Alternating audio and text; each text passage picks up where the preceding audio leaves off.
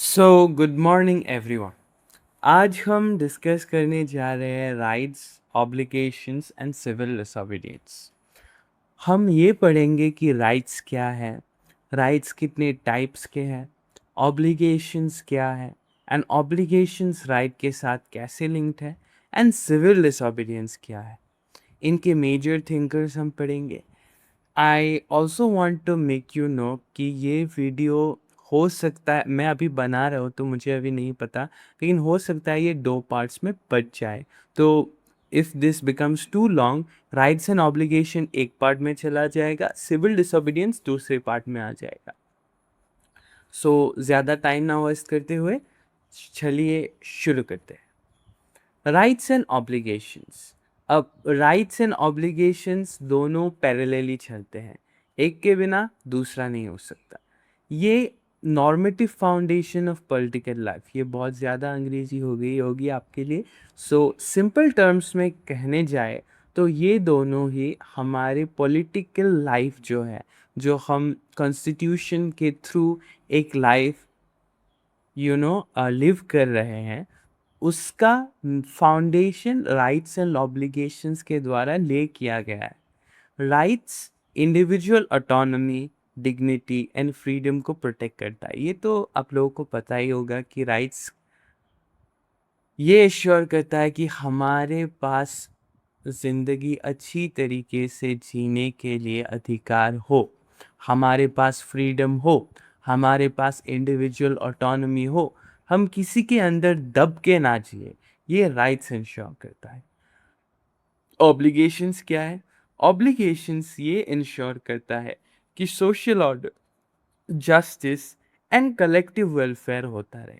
अब आप लोगों को ये पता होगा कि राइट हम एक सर्टेन लिमिट तक ही एक्सरसाइज कर सकते हैं, उससे ज़्यादा हम राइट इंश्योर खुद के लिए नहीं कर सकते। फॉर एग्ज़ाम्पल, आप ज़ोर से, मतलब आप गाना बजाओ आपके घर में, ये अलाउड है, लेकिन आप ज़ोर से गाना बजा रहे हो और आपके पास वाले घर में जो स्टूडेंट है उसका एग्ज़ाम कल है, तो you are disturbing his right to study, freedom to study. इसीलिए हमारे पास कुछ ऑब्लिगेशंस भी आते हैं।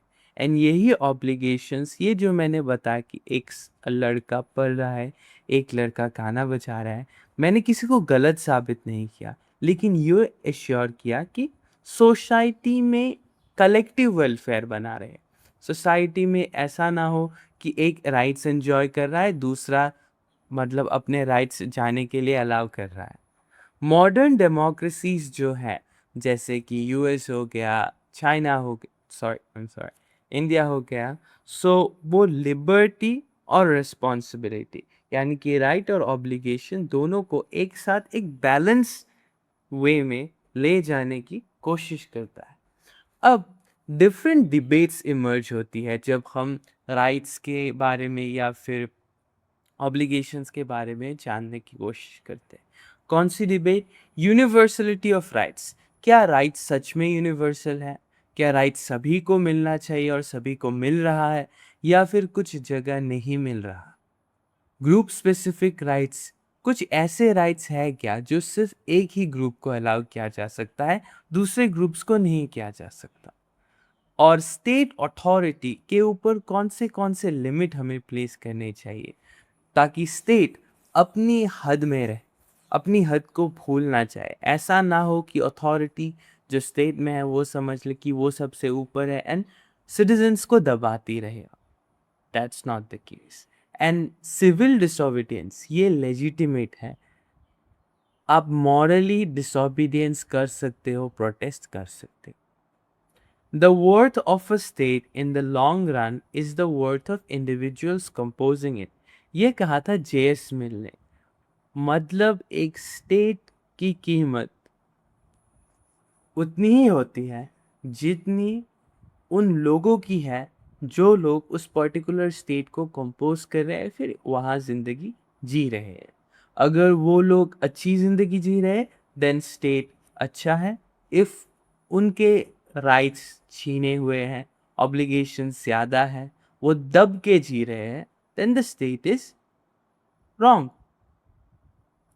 अब आज की राइट में हम राइट्स के बारे में आज की लेक्चर में जब जानेंगे तो हम डिस्कस करेंगे universality, differentiated rights, obligations and उसके बाद civil disobedience, meaning of rights, theories of rights, universality, critics, differentiated right, obligation, duty and answer frame, जो कि मेरे हर लेक्चर के एंड में होता ही है।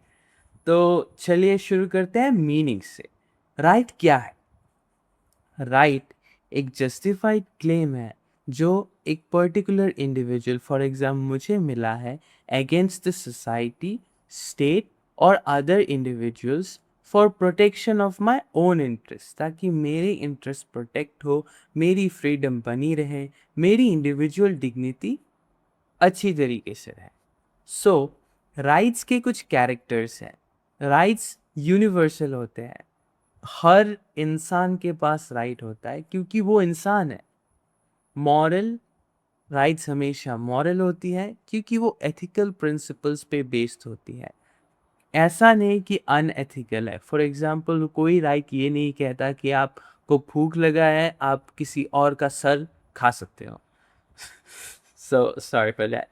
वो एक मॉरल राइट हो जाएगा, क्योंकि वो एक मॉरल राइट नहीं होगा, that's why it's not a right.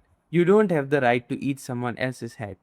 अब लीगल राइट्स हमारे पास लॉ के थ्रू प्रोटेक्टेड है। सो अगर हमारा राइट वायलेट कर रहा है then we can have to- और ये एनफोर्स है, इसे हम क्लेम कर सकते हैं। अब रेसिप्रोकल, ये रेसिप्रोकल इसलिए कहता है कि आपके पास राइट है। For example you have right to live, अच्छी जिंदगी जीने के लिए आपके पास राइट है। आपके पास ये ड्यूटी आ जाती है ऑटोमेटिकली इस राइट के साथ कि आप दूसरों की ज़िंदगी में इंटरफेयर ना करें, दूसरों की ज़िंदगी को वैल्यू करें। ऐसा ना हो कि अपने प्रॉफिट और अपने ज़िंदगी को अच्छी तरीके से जीने के लिए आप किसी और की ज़िंदगी खा जाए। So that's avoid. Right freedom, equality, dignity, justice and participation को इंश्योर करता है। तो ये चीज़ें आपको याद रखनी है कि राइट्स क्या क्या इंश्योर करता है। Freedom, equality, dignity, justice, participation. आप ये सिंपली याद रखना, FEDJP, FEDJP याद हो जाएगा एग्जाम में, फर्ज कुछ ऐसा प्रोनाउंस होगा। अब राइट्स के क्लासिफिकेशन। राइट्स बहुत तरीके के होते हैं। For example civil rights. Civil rights ये इंश्योर करता है कि आपका स्पीच और लिबर्टी अच्छी तरीके से रहे। पॉलिटिकल राइट, ये इसका एग्जाम्पल है वोटिंग, आप वोट कर सको या फिर आप इलेक्शंस में लड़ सको, ये भी पॉलिटिकल राइट है एक। Economic right, right to employment, आप कहीं पे एम्प्लॉयमेंट अपॉर्चुनिटी ले सको, ये भी एक राइट है। सोशल राइट, हेल्थ, आपको अच्छी हेल्थ कंडीशंस एंड सर्विसेज मिले गवर्नमेंट की ओर से भी। एजुकेशनल राइट्स मिले, फ्री एजुकेशन मिले एक सर्टेन लेवल तक। कल्चरल राइट, आपका लैंग्वेज आप बोल पाए, ये नहीं कि कोई और लैंग्वेज आपके ऊपर थोपा जाए। We should have the right to speak our own language. Collective rights, जो कि बहुत सारे लोगों के पास साथ साथ में होते, ये राइट्स कोई इंडिविजुअल अपने दम पे एक्सरसाइज नहीं कर सकता, बहुत डिफरेंट लोगों के साथ ये राइट्स वो पर्टिकुलर इंडिविजुअल सिक्योर करेगा। Next, collective rights, social and economic rights and political rights and civil rights. अब कलेक्टिव राइट्स क्या क्या है आप लोगों को मैंने बता दिया, ये एक इंडिविजुअल अलाउ नहीं कर सकता, एक्सरसाइज नहीं कर सकता, कलेक्टिवली करना होगा। सोशल एंड इकोनॉमिक राइट बता दिया आप लोगों को। पॉलिटिकल राइट, आप वोट कर पाए, इलेक्शन में खड़े हो पाए। सिविल राइट, ये राइट्स वो राइट है जो आपकी फ्री लिविंग को इंश्योर करता है। So let's move on to universality of rights. अब यूनिवर्सलिटी ऑफ राइट क्या कहता है? यूनिवर्सलिटी ऑफ राइट ये कहता है कि आप के पास कुछ ऐसे राइट्स होंगे जो आपके पास हर जगह अवेलेबल होंगे। It doesn't matter you are in your home state or you are in Bangladesh or you are in Dubai or you are in south Asia और अमेरिका, कहीं भी चले जाओ आप, आपके पास ये राइट्स होंगे। So these are universal rights and ये कॉन्सेप्ट ही ये कहता है कि हमारे पास हर जगह कुछ राइट होने चाहिए। ऐसा नहीं कि मैं लोकेशन चेंज करते ही मेरी राइट्स गायब हो जाए। अब हमारे पास कुछ ऐसे यूनिवर्सल राइट्स होते हैं and these rights are basically there for every human, क्योंकि हम ह्यूमन हैं। आखिर आप एक इंसान हो एंड दैट्स व्हाई दीज इंसानी राइट्स आपको मिलना चाहिए। So the I am basically speaking about human rights. Philosophical basis क्या है यूनिवर्सल राइट्स की?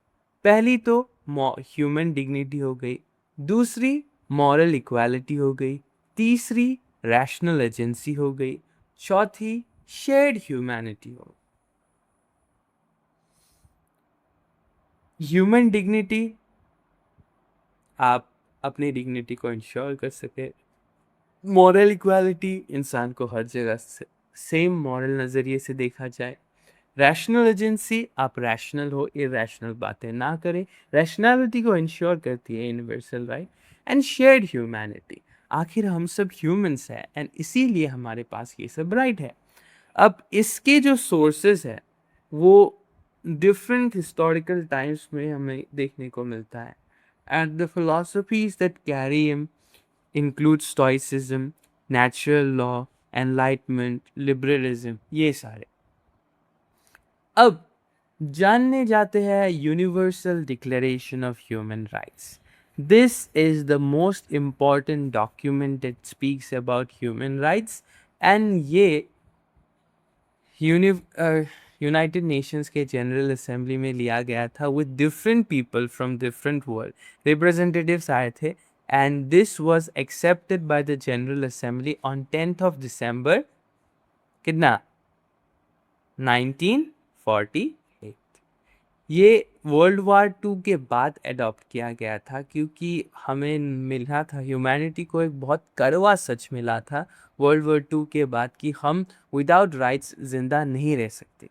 क्योंकि वर्ल्ड वार में हमें जेनोसाइड देखने को मिला था, फैसिज्म देखने को मिला था, अभी भी देखने को मिल रहा है नो डाउट, लेकिन उससे ताकि रिपीट ना हो इसीलिए ह्यूमन राइट्स लाया गया था।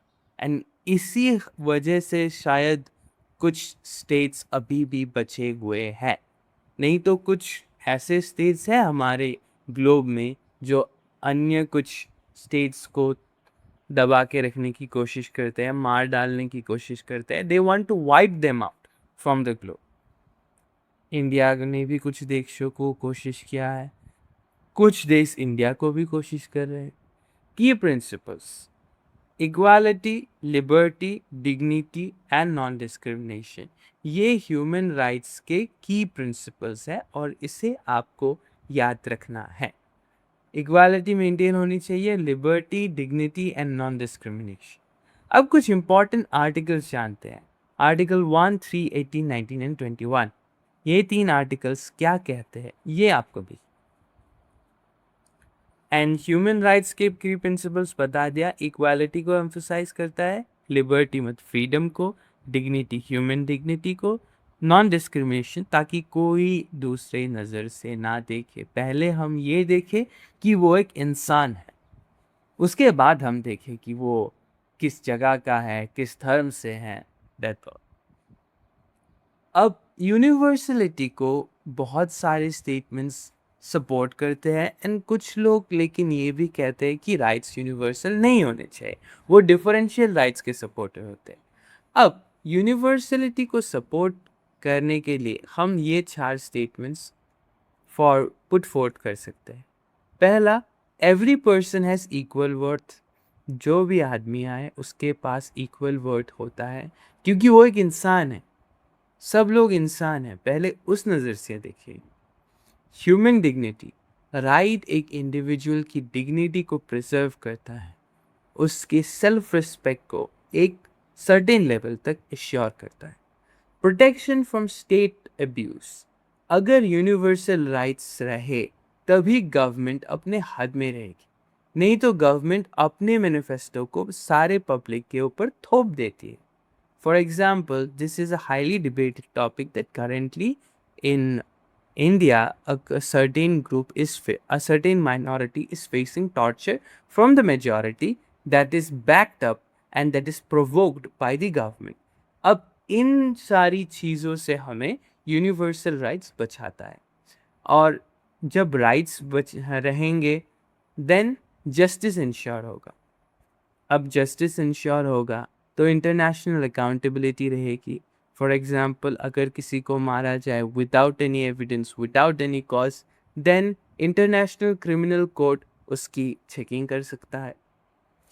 अब thinkers associated with this, major thinkers जो एसोसिएटेड है यूनिवर्सल राइट्स के साथ, वो है कैंट, लॉक और Rawls. Universality, universality, equality, dignity, protection and accountability को इंश्योर करता है, ये मैंने बता दी. सो ये सारे फैक्ट, जैसे मैंने वहाँ आपको बताए थे कुछ फैक्टर्स, आपको यहाँ वो फैक्टर्स याद रख, वहाँ वो और यहाँ ये. Then let's move on to critic of universal rights. जो लोग कहते हैं कि यूनिवर्सल राइट्स नहीं होने चाहिए एंड डिफरेंट डिफरेंट राइट्स होने चाहिए लोगों के पास, वो लोग ये कहते हैं कि राइट्स लोगों के डिफर करने चाहिए क्योंकि लोगों के कल्चर डिफरेंट है, लोगों की हिस्ट्री डिफरेंट है, सोशल कंटेक्स्ट डिफरेंट है. फॉर एग्जांपल, एक इंसान अगर इंडिया में है, उसके सामने की एनवायरनमेंट, उसके साथ की एनवायरनमेंट डिफरेंट होगी from a person that is compared to living in Afghanistan. For example, Afghanistan में उससे, फॉर एग्जांपल वो वुमेन है, देन उससे ज़्यादा राइट नहीं मिलेगी, लेकिन इंडिया में उसे राइट मिलेगी. अब that is acceptable for those who say that universal rights नहीं होने चाहिए. अब सेम राइट्स फॉर ऑल ये कहता है यूनिवर्सलिज्म, लेकिन रिलेटिविज्म कहता है कि कंटेक्स्ट स्पेसिफिक होना चाहिए. राइट्स ऐसा ना हो कि हर इंसान के लिए सेम रहे. For example, right to listen to music. कोई कुछ कुछ धर्म में ये कहा जाता है कि म्यूज़िक नहीं सुनना चाहिए. So they should not have the right. ये कहता है relativism. Individual centred, community centred, global norms, local traditions. अब मेजर क्रिटिक्स जो हैं इस यूनिवर्सल राइट्स का, जो मतलब डिफरेंशिएटेड राइट को सपोर्ट करते हैं, वो इंक्लूड करते हैं अला सईद मैकइंटायर. मुझे भी इनके नाम कुछ अजीब लगते हैं, but you need to remember them क्योंकि एग्जाम में आ सकता है. कम्युनिटेरियंस से कहते हैं, एंड एशियन वैल्यूज़ के जो स्कूल्स है वो ये जनरली कहते हैं क्योंकि Asia is a much much much diverse थे, एंड इस डाइवर्सिटी को एकोमोडेट करने के लिए हमें यूनिवर्सल राइट्स नहीं बल्कि रिलेटिव राइट या फिर डिफरेंशिएटेड राइट की ज़रूरत पड़ती है. अब चलिए जानते हैं universalism versus cultural relativism. Ethical relativism ये कहता है कि हमें राइट्स स्पेशलाइज करके रखना चाहिए. एथिकल यूनिवर्सलिज्म ये कहता है कि कोई स्पेशल राइट्स ज़रूरत नहीं है, हर इंडिविजुअल को इंसान होने के लिए कुछ राइट मिलनी चाहिए. यूनिवर्सलिटी ये कहता है कि ह्यूमन डिग्निटी यूनिवर्सल है, हर किसी का सेल्फ रिस्पेक्ट एक इंसान होने के नाते यूनिवर्सल कहीं पे भी होना चाहिए. रिलेटिविस्ट ये कहता है कि इंसान की जो वैल्यू है वो डिफरेंट सोसाइटी में डिफरेंट तरीके से देखा जाता है. अब सिंथेसिस में हम ये कह सकते हैं कि यूनिवर्सल जो प्रिंसिपल्स है वो कंटेक्चुअल इम्प्लीमेंटेशन के साथ चलती है. सो यूनिवर्सलिज्म, यूनिवर्सल राइट्स जो है वो भी होने चाहिए, एंड एथिकल राइट्स जो कि रिलेटिव राइट्स वो कंटेक्चुअली इम्प्लीमेंट होने चाहिए. For example, some universal rights may not be applicable to some areas. इस तरीके से हम दोनों को ही साथ लेके चल सकते हैं. अब डिफरेंशिएटेड राइट्स, इसका थोड़ा हिंट दिया था मैंने पहले. डिफरेंशिएटेड राइट्स वो राइट्स हैं जो ग्रांट किए गए हैं स्पेसिफिक ग्रुप्स को due to historical disadvantage, vulnerability और यूनिक आइडेंटिटी। फॉर एग्जांपल एससीज एंड एसटीज, इनको पिछले समय मतलब for example before Britishers invaded India, then ये ग्रुप्स बहुत ही डाउन ट्रोडन थे, इनको इक्वल अपॉर्चुनिटीज नहीं मिलती, एंड इस डिसएडवांटेज के लिए इनको एक पर्टिकुलर एडवांटेज दिया गया है। For example they hold reservation over nearly all the things. So इसे हम एक डिफरेंशिएटेड राइट कहते हैं जो एक particular group for example SC या फिर एसटी में ही एप्लीकेबल है। अब why why is this needed? ये इसलिए नीडेड है क्योंकि फॉर्मल इक्वालिटी कभी कभी रियल इक्वालिटी के साथ मैच नहीं करती। Whatever you are reading on your book is not reality, ये आपको एक्सेप्ट करना होगा। हमारे कॉन्स्टिट्यूशन में जितने भी मतलब रूल्स एंड रेगुलेशंस ऑब्लिगेशंस के बारे में कहा गया है, उनका नियरली 50% तो नहीं एप्लीकेबल हो रहा, मतलब अप्लाई नहीं कर रहे। गवर्नमेंट हो या फिर इंडिविजुअल्स हो, वो लोग अप्लाई नहीं कर रहे, एक्सरसाइज नहीं कर रहे। For example your freedom of speech, it's not being utilized, ये आपको एक्सेप्ट करना हो। अब इसी वजह से डिफरेंशिएटेड राइट्स की ज़रूरत पड़ी। इक्वालिटी क्यों चाहिए? क्योंकि कुछ ग्रुप हिस्टोरिकली डिसएडवांटेज है, एंड इसी वजह से डिफरेंशिएटेड राइट्स आई, ताकि डिसएडवांटेज को एडवांटेज दे के दूसरे क्लासेस के साथ इक्वली ट्रीट कर सकते, and this become substantial equality. अगर एक आदमी के पास उसके फादर के थ्रू 10 लाख रुपए आ रहे हैं और किसी एक के पास 5 लाख रुपए आ रहे हैं, अगर सरकार इस कम 5 वाले को और एक 5 दे दे through taxation and all that stuff, दोनों इक्वल हो गए, एंड इसी इक्वालिटी को हम substantive equality. Theoretical basis of differentiated rights. Will Kimlicker, ये भाई साहब ये कहते हैं कि ग्रुप डिफरेंशिएटेड सिटीजनशिप होनी चाहिए लोगों के पास। Particular groups are different than the other groups. की आइडियाज इनकी थ्योरीज में ये है कि माइनॉरिटी के पास ज़्यादा राइट्स होने चाहिए, जो कल्चर मतलब बर्बादी के कगार पे है उसे प्रोटेक्ट करने के लिए ज़्यादा से ज़्यादा स्टेप्स लेना चाहिए। हमें हर कल्चर को रिकॉग्नाइज करना चाहिए, पर्टिकुलर प्रोटेक्शन देना चाहिए। We need to be united in the diverse state, plural societies में भी, एंड इन सब को गवर्नमेंट का मतलब दायित्व वो होता है कि वो सारे प्लूरल सोसाइटी में एकोमोडेट होके साथ में रह सके through different objectives from different steps. For example government हर एक कल्चर को, हर एक सोसाइटी को, मतलब हर एक इंडिविजुअल को कंसिडर करे डिसीजन लेने के वक्त।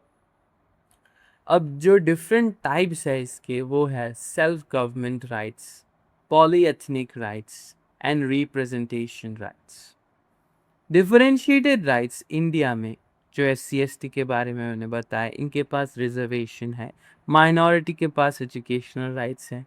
वुमेन के पास प्रोटेक्टिव लेजिस्लेशन है। Many law cases are not applicable with women. Tribes के पास फॉरेस्ट राइट्स हैं। डिसेबल्ड के पास एक्सेसिबिलिटी राइट्स हैं। अब इसको, इन सारे राइट्स को कॉन्स्टिट्यूशनली बैकअप किया जाता है। ऐसा नहीं कि ये मतलब एक पर्टिकुलर वे में कहीं पे बोल दिया किसी नेता ने एंड वो से चल रहा है, नहीं, ये कॉन्स्टिट्यूशन में एम्बेडेड है। कहाँ कहाँ एम्बेडेड है कॉन्स्टिट्यूशन में? आर्टिकल 15(4), 15(5), 16(4), 29 एंड 30, 5th शेड्यूल और 6th शेड्यूल से। तो उसी तरीके से आपको ये डेटा भी याद रखना है, like the elder ones. So अब डिफरेंशिएटेड राइट्स को सपोर्ट करने वाले ये कहते हैं कि डिफरेंशिएटेड राइट्स सोशल जस्टिस को इंश्योर करता है, हर एक कम्युनिटी इंक्लूड हो उसे इंश्योर करता है, रिप्रेजेंटेशन लाता है ताकि हर एक कल्चर, हर एक ग्रुप से एक एक नया इंडिविजुअल आ सके और अपने ग्रुप को रिप्रेजेंट कर सके। ये इंश्योर करता है कि अपॉर्चुनिटी इक्वली रहे हर इंडिविजुअल के पास, हिस्टोरिकल इनजस्टिस मैटर ना करे, corrective measures, empowerment and justice. जो की थिंकर्स है इसके, वो इंक्लूड करते हैं Rawls, Kymlicka, Iris Marion Young and others. इन थिंकर्स के नाम याद रखिएगा। हालाइस